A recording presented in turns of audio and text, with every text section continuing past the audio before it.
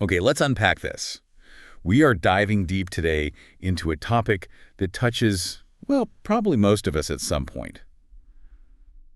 Belly fat. Now, I know what you might be thinking. Maybe it feels like it's just cosmetic, how it looks. Yeah, a lot of people think that. But the material we've pulled together makes it abundantly clear that it is so much more than that. Absolutely. What's fascinating here is how the research really emphasizes that belly fat specifically isn't just passive stored energy. It's not just sitting there. Right. It's active. Exactly. It's metabolically active. It's literally producing hormones and these inflammatory messengers that actively promote chronic diseases throughout your body. Wow. And the numbers cited in the studies are really, well, stark. It's linked to a significantly increased heart attack risk. Yeah. One reference points to, what, up to 20% higher? Yeah. And here's where it gets really interesting.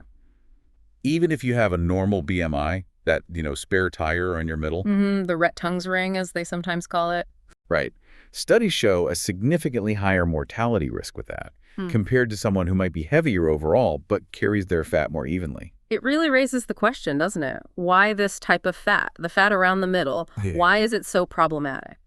So why is it? Well, because it doesn't just sit superficially under the skin.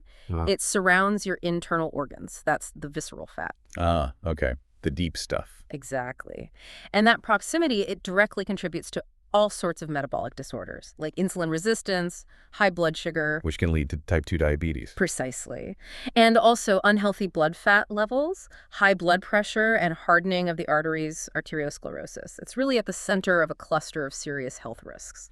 Okay, so the mission for this deep dive, then, is to take the article you shared, which pulls together findings from various studies, and really extract the key nuggets, the natural remedies and strategies specifically shown by the evidence to help reduce this deep internal type of fat. We're looking for the proven allies based on the research presented, not just guesswork. Let's get into what the studies actually found you can do. Okay. But what's crucial to understand first, and the article emphasizes this right away, is the foundation. Right. The absolute foundation for reducing belly fat is always a combination of dietary changes and regular physical activity. So the things we're talking about today, they're additions, not replacements. Exactly. They're presented as additional support to that core effort. You can't just, drink green tea and expect miracles if the rest isn't in place. Okay, so it's not a magic shortcut. Yeah. You have to commit to the fundamentals. And the research really backs that up, doesn't it? There was that 2019 study mentioned. Yeah, the one showing diet alone over 4 months. 4 months, right. It led to about a 6.1% weight reduction overall. Okay, 6.1%. But here's the key bit. When you looked at just the belly fat, it was much more significant, wasn't it? Like 12%. 12% reduction in belly fat, just from diet changes. That's quite specific. But then, when they added exercise to the diet changes... What happened then? Well, the total weight loss was only slightly more, maybe 6.9%, so not a huge jump in total weight. Okay. But the belly fat reduction, that jumped significantly higher to 14.6%. Wow. So diet plus exercise was almost 15% reduction in belly fat, compared to 12% with just diet. Exactly. This specific finding really highlights why movement alongside diet seems to be particularly effective for targeting this type of fat. In the article's conclusion summary, it specifically calls out strength training and HIIT. High-intensity interval training. Have particularly recommended types of exercise for this goal. Yeah, and if we think about why building muscle through strength training, it helps increase your basal metabolic rate. So you burn more calories even at rest. Exactly. And HIIT is known for that significant afterburn effect, where your body keeps burning calories at a higher rate even after you stop exercising. Right. So both mechanisms support overall fat reduction. And it seems especially belly fat based on that study. All right, so with that foundational understanding, diet and exercise first, let's explore some of these specific natural allies the research identifies, things that might give an extra edge in addition to those basics. Okay, so the research suggests that even the type of fat you use in your diet can make a difference. Specifically, it mentions coconut oil. Coconut oil. Okay, that one always seems to generate debate. What's the angle here, according to these studies? Well, it's about the type of fatty acids. Coconut oil is rich in medium-chain fatty acids, or MCTs. Okay. And the research points to studies suggesting these are metabolized differently by the body. They might be, let's say, less likely to be stored as fat. and potentially more helpful for reducing belly fat compared to other fats. And you shared some specific examples. There was a 2011 study with 20 overweight subjects. Yes, and what was quite surprising about that one, they just incorporated coconut oil into their existing routine. No other changes. No changes to diet or exercise mentioned in the summary. And they reduced their waist circumference by an average of 2.86 centimeters. Just from adding coconut oil. According to that study, yes, in just 4 weeks, which is a pretty notable specific effect in a relatively short time. Wow, okay. That is interesting. And there was another one, a 2009 study with 40 women. Right. They were all on a calorie-controlled diet and walking daily, but one group used soy oil, the other used coconut oil. And what happened there? Well, after 12 weeks, both groups had reduced their overall BMI, which is good. Okay. But only the coconut oil group showed a reduction in waist circumference. Remember, waist circumference is that key indicator for belly fat. So BMI went down in both, but waist size only went down with coconut oil in that study. Correct. And an interesting side note from the study summary, the soy oil group's cholesterol levels apparently worsened slightly, while the coconut oil groups didn't. So simply swapping your cooking fat could potentially make a difference for your waistline. The article notes coconut oil's high smoke point makes it good for frying and baking. Yeah, it's stable at higher heat, Yeah. but they caution against using it raw, like in salads. Yeah. Better options, there might be olive oil or maybe hemp oil. Okay. And a really important practical note from the research summary. Yes, You have to use it instead of your current fats for cooking, right? Don't just add it on top. absolutely crucial point. You're swapping, not adding extra calories overall. And remember, it does still contain calories. 1 tablespoon, about 10 grams, is around 84 kilocalories. So moderation is still key. Got it. Okay, moving on. Let's talk about curcumin. That's the active compound in turmeric. Gives it that bright color. Right. Most people know turmeric is healthy, good anti-inflammatory. But specifically targeting belly fat. How does that work, according to the research? Well, the research outlines 2 main potential mechanisms. First, as you said, curcumin is a strong antioxidant and anti-inflammatory. Cool. And since we know belly fat is linked to chronic low-grade inflammation. So the curcumin could help counteract that inflammatory process directly. That's the idea, yeah. Fighting the inflammation associated with belly fat. Okay, that makes sense. What's a second mechanism suggested? It's believed that curcumin might potentially increase your basal metabolic rate. Like the strength training effect. Burning slightly more energy at rest. Similar concept, yeah. It might gently nudge your body to expend a bit more energy, which could contribute to optimizing weight and overall metabolic health over time. And the research pointed to some solid evidence here, didn't it? A 2019 meta-analysis. Yes, a big one. It looks at 21 different studies on curcumin. And the overall finding. That large analysis found that regular curcumin intake significantly reduced both overall BMI and, importantly, waist circumference across the various studies they looked at. So consistent results across multiple studies. Do they mention dosages? The dosages varied quite a bit in the studies included, usually starting around 500 milligrams daily, but some went up to 2,400 milligrams. And the study durations range from 4 weeks up to 36 weeks. So it wasn't just a quick fix in most cases. No, generally requires consistent intake over weeks or months, according to that meta-analysis. But it does show a consistent trend in the research they examined. Okay, let's switch gears to grapefruits. They're obviously healthy, bitter compounds, antioxidants, anti-inflammatory properties. Definitely good for you generally. But how does eating grapefruit specifically help target belly fat based on the source material? Well, the research references a specific study from 2012. In this study, participants ate half a pink grapefruit 3 times a day with their main meals. Okay, half a grapefruit with breakfast, lunch, and dinner. For how long? For 6 weeks. And the results compared to a control group that didn't eat grapefruit. The grapefruit eaters saw a significant reduction in their waist circumference. The average was 2.45 centimeters smaller. Wow, almost an inch reduction just from adding grapefruit. According to that study's findings, yes, a pretty specific and measurable effect. That is quite a result. And the article mentions a welcome side effect too, right? Something about blood pressure. Yeah, in that same study, the grapefruit group also saw their systolic blood pressure reduced by about 3.2 millimolars Hg on average. Interesting. Multiple benefits potentially? But there's a huge caution with grapefruit, isn't there? Absolutely critical. The research includes a very strong caution here. Grapefruits and grapefruit juice can interact with many common medications. So. They can basically enhance the effects and also the potential side effects of certain drugs. It messes with how your body metabolizes them. So this isn't something to just jump into. Definitely not. If you take any medication, prescription, or over-the-counter, it is absolutely essential to consult your doctor or pharmacist before adding significant amounts of grapefruit to your diet. It's a known and potentially serious interaction. Okay, really important point for you, the listener, to take away there. Check with your doctor first. Now, interestingly, the article mentions something else related to grapefruit not eating it, but aromatherapy. Yeah, that was quite an unusual finding mentioned. A 2007 study was cited. What did they do? Participants received aromatherapy massage using a specific blend of essential oils. It included grapefruit oil, plus cypress, juniper berry, sweet orange, and sage.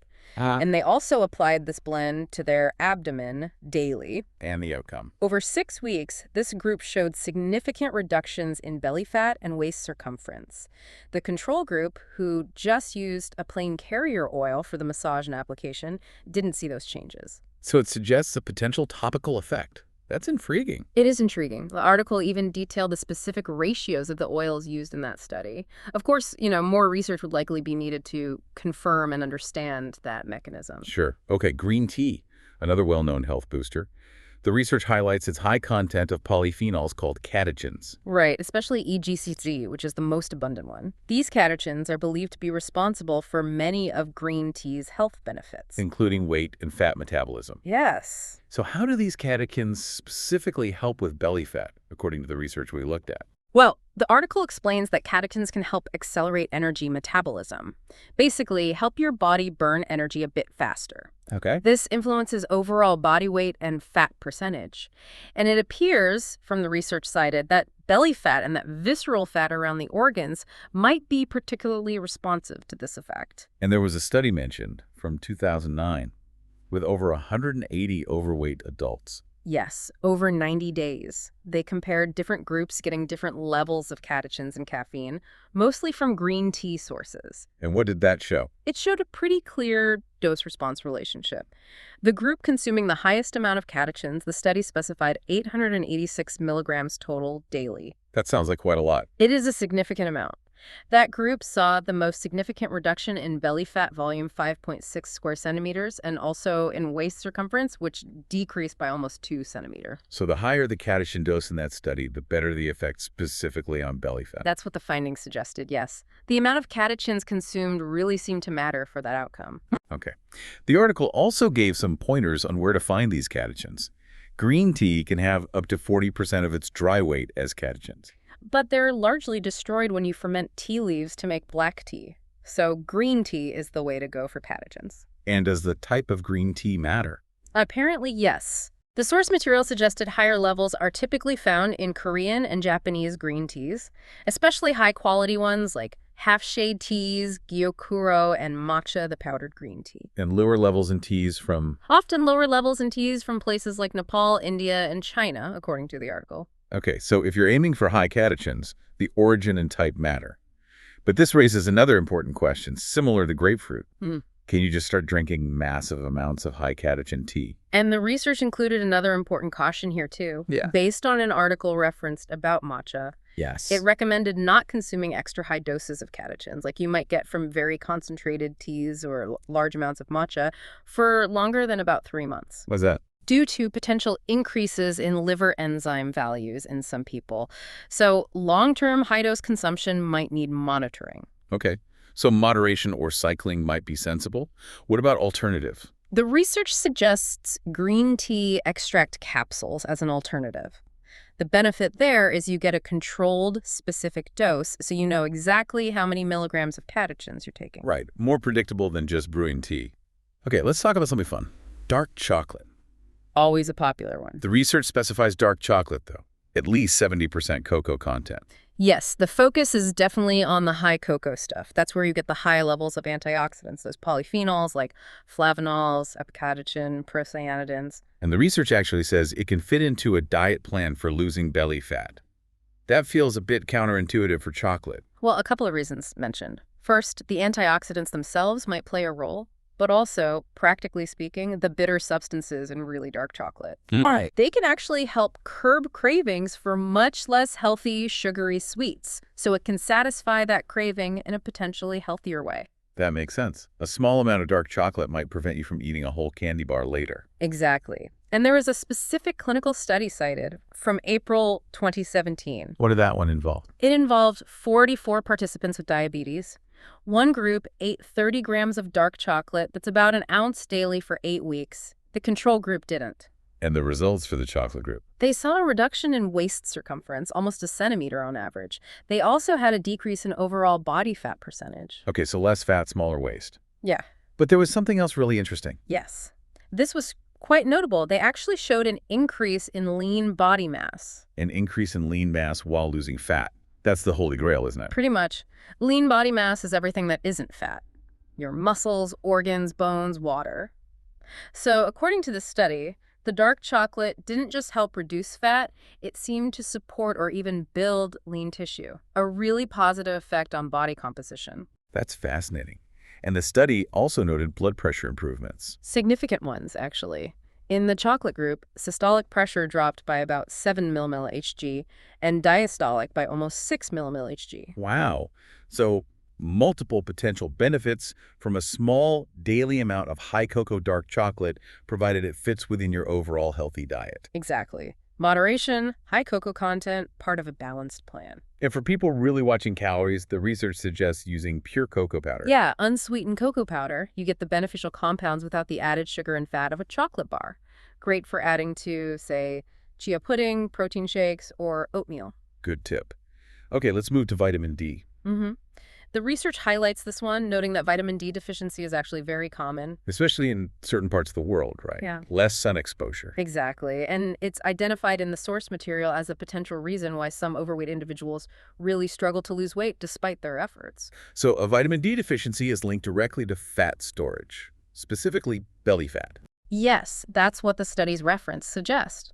Low vitamin D levels seem to promote the storage of fat, particularly in the abdominal area and around the internal organs, that visceral fat again. And there's a correlation noted too. Studies showing that individuals with higher amounts of belly fat tend to have lower vitamin D levels, and often less muscle mass too. Okay, so there's a link. Is there evidence that fixing the deficiency helps with belly fat loss? Yes, there's a specific study cited to support that. A 2012 placebo-controlled, double-blind study. Really good quality study design. What did they do in that one? 171 participants. Right. Both groups were on a weight loss plan and given orange juice daily, but one group's juice had added calcium and vitamin D. The other was just plain orange juice, placebo. And the results after the study period? Both groups lost similar amounts of total weight, which is important. The added vitamins didn't magically make them lose more pounds overall. Okay, right. But the group getting the extra calcium and vitamin D lost significantly more belly fat than the placebo group. So same total weight loss, but a better change in body composition, specifically targeting the belly fat. Exactly. It suggests that simply optimizing your vitamin D levels, if they happen to be low, could be a targeted strategy to help your body preferentially shed fat from the abdominal area when you're trying to lose weight. So what's the practical takeaway here for the listener? Well, the research advises getting your vitamin D levels measured first. Don't just guess. Find out if you're actually deficient. Precisely. A blood test will tell you. Then, if you are low, you can take an individually required dose to bring your levels up into the optimal range. And the calcium. That study used calcium too. It did. But the source material notes that while calcium can be combined, it might not be strictly necessary if you already get plenty of calcium from your diet, like from dairy, leafy greens, etc. The vitamin D seems to be the more critical factor based on other related research. Okay, so check your levels, supplement if needed, based on those levels. It raises that interesting question for you, the listener. Could an underlying deficiency like low vitamin D be silently hindering your progress? Addressing it might be a key step. Absolutely. The research also gave a quick mention to ashwagandha at the end. Yes, just briefly. Ashwagandha is an adaptogenic herb, often used for stress. and its connection to belly fat. The source notes it can potentially help reduce body fat and mentions it might be particularly helpful for individuals who are physically active.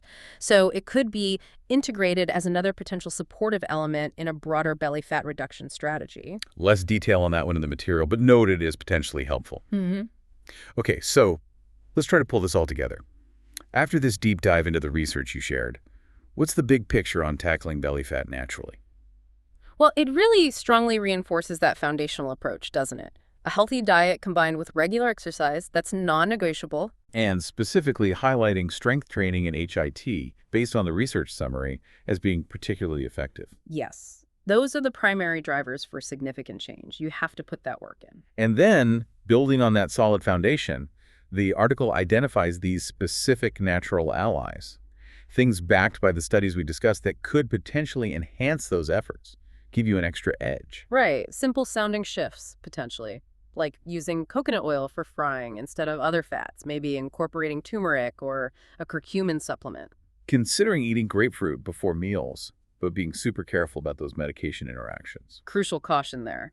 Then choosing high catechin green tea, or perhaps exploring an extract for a controlled dose, keeping the duration advice in mind. Opting for that 70% plus dark chocolate or pure cocoa powder to manage cravings and maybe get those composition benefits. And critically, optimizing your vitamin D levels if they're low, getting tested and supplementing appropriately. So these are evidence-backed strategies drawn directly from the research provided in the article.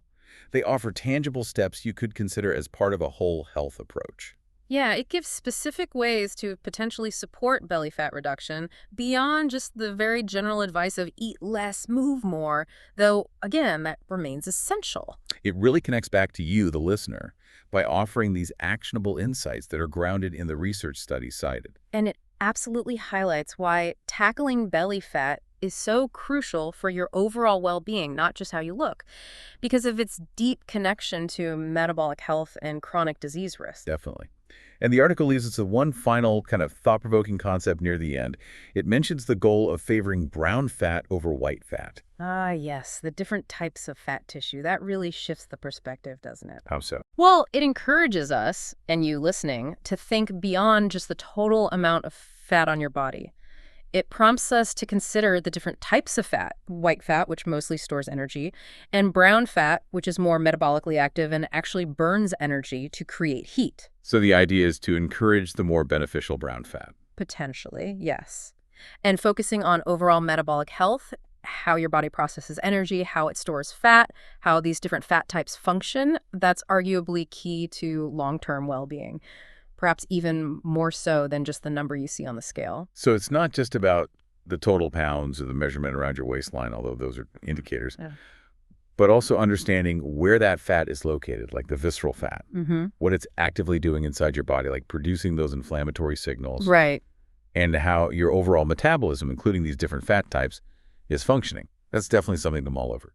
Absolutely. Something to think about as you consider these evidence-backed strategies we've discussed for nudging not just your weight, but your body composition and your metabolic health in a healthier direction.